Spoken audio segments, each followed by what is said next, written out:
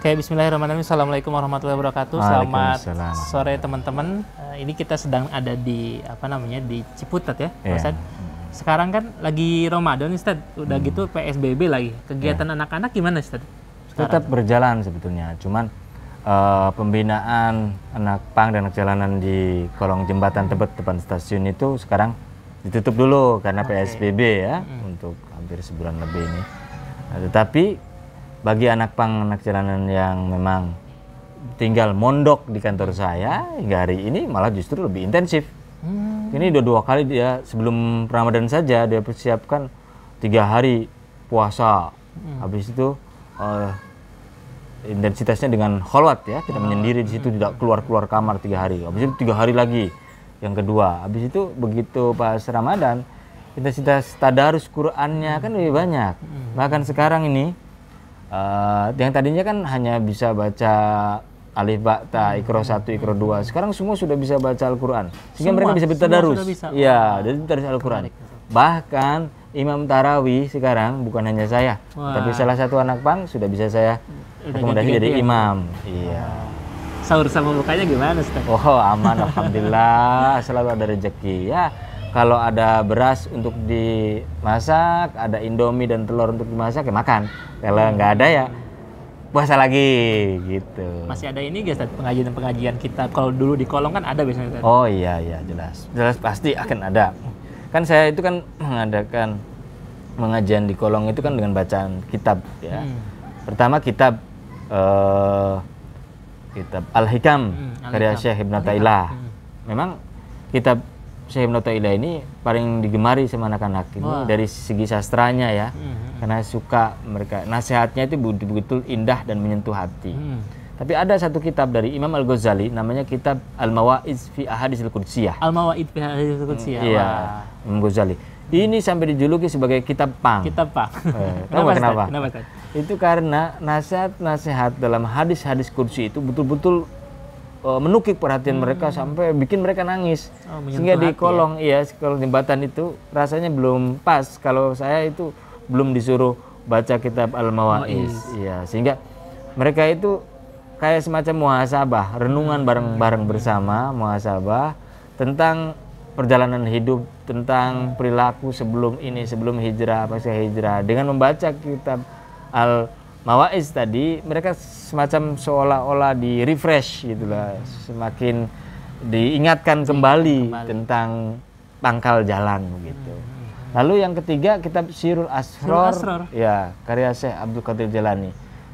Kitab ini penting, mungkin orang menganggap ini terlalu berat, padahal mah ya saya tidak ngambil yang berat-beratnya, ngambil yang ringan-ringannya. Misalnya begini, mereka kan praktik zikir dengan Thariqah Qadiriyah Naqsabandiyah ya, Suryalaya ya, Tikian Suryalaya. Praktik la ilaha illallah. Kan harus ada penjelasan apa itu zikir, apa itu penjelasan tentang konsep tauhidnya, apa itu penjelasan kalbu, anasirnya, apa itu roh, apa itu nafas, kan harus dijelaskan. Maka itu harus ada rujukan kitabnya. Lalu teknik penyampaiannya pun tidak melulu dengan sistem ceramah, tapi lebih banyak dialog justru. Karena kadang lebih masuk. Misalnya kita lagi habis ngopi gitu, tiba-tiba karena mereka kan kritis, jadi mereka bisa bertanya banyak hal. Apa aja Tad biasanya ditanya nih? Misalnya begini, Ustaz, misalnya kenapa sih kita harus bertawasul kepada Allah, bertawasul melalui Kanjeng Nabi gitu ya, untuk sampai kepada Allah, bagaimana itu? Nah, terus saya kan harus jelaskan secara ilmiah. Oh misalnya, begini, itu begini. Tawasul itu kan perantara, itu bukan berarti seperti kita mau menghadap presiden lalu kita harus ada orang dalam, harus ada perantara, maksud bukan begitu. Saya bilang ini seperti halnya ketika kita memakai kacamata. Nah, lalu kita baca buku nih, baca buku. Kan kita dianggap kita sedang baca buku, bukan kita sedang baca kacamata.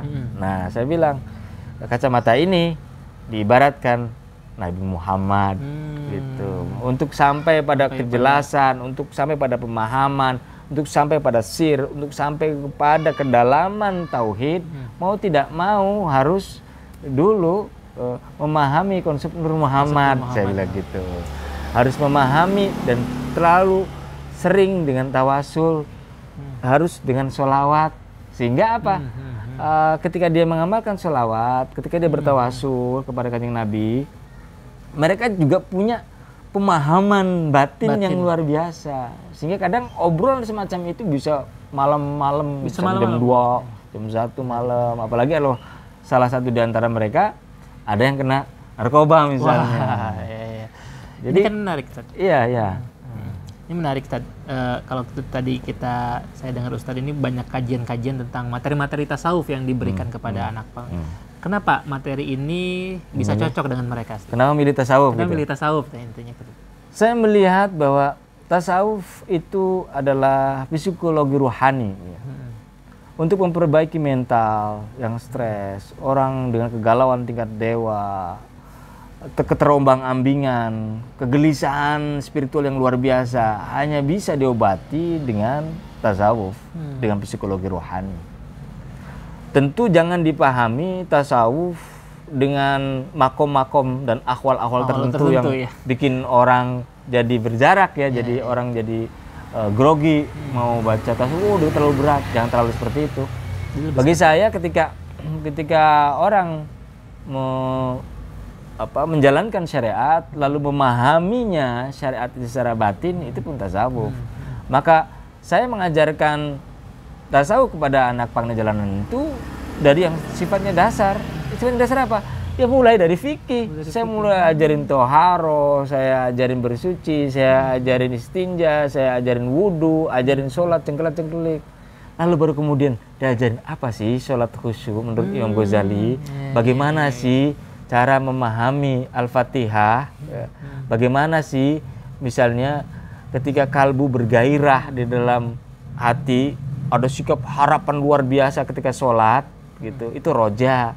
Bagaimana rasa ketakutan, itu bagian dari teknik untuk misalnya untuk sholat khusyuk seperti Imam Ghazali, itu harus ada sikap roja, harus ada sifat khauf, harus ada sifat haya, harus juga ada ta'zim ya, pengagungan, harus juga punya tafahum ya, pemahaman tentang bacaan sholat, dan juga harus khudurul qalb. Nah, penjelasan begini kan bukan hanya dengan ceramah, tetapi harus dengan dialog secara langsung, curhat. Banyak yang curhat gitu. Ya tentu saja. Tentang apa aja biasanya? Terutama kegelisahan mereka tentang ini ya, jalan yang sudah sebelumnya tempuh. Artinya kan mereka bergabung dengan saya itu kan ingin bertobat kan sebetulnya, ingin bertobat. Tetapi dalam perjalanannya banyak mereka yang dia tidak paham kan. Lalu ketika timbul kesadaran rohaninya untuk belajar sholat, belajar zikir, kan secara otomatis ketika gairah itu meningkat, maka gairah ilmu pun meningkat kan.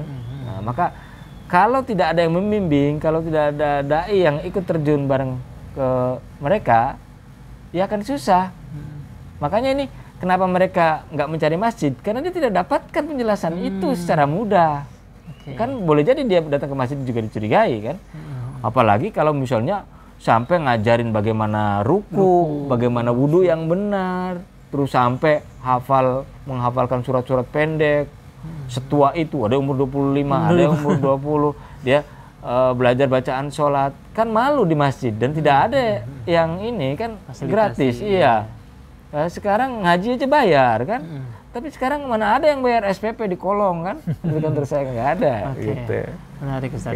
Oke Ustaz, itu aja. Mungkin mudah-mudahan cerita singkat ini bisa bermanfaat untuk kita semua, buat teman-teman tasawuf underground yang ada di rumah. Doakan supaya istiqomah ya. Amin, amin ya rabbal alamin. Terima kasih. Assalamualaikum warahmatullahi wabarakatuh. Waalaikumsalam warahmatullahi wabarakatuh.